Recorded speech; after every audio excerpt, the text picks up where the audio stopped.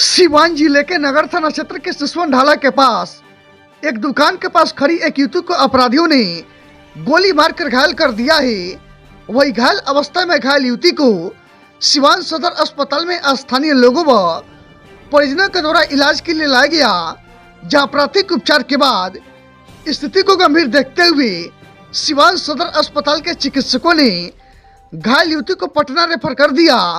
वह युवती की पहचान सिवान शहर के लक्ष्मीपुर ढाला निवासी छोटलाल यादव के 17 वर्षीय पुत्री निधि कुमारी के रूप में हुई है, जो स्टेशनरी दुकान के पास कुछ सामान लेकर घर की तरफ जा रही थी। तभी कुछ अपराधियों और असामाजिक तत्वों के द्वारा आपसी विवाद में गोली चलाई गई। इसके बाद गोली युवती के सर में जा लगी। इस घटना के बाद पुलिस भी घटना स्थल पर पहुंच गई और अपराधियों के पता लगाने में जुट गई है। गोली क्यों चलाई गई है, इस बात का भी पता लगाया जा रहा है। पुलिस जांच कर रही है।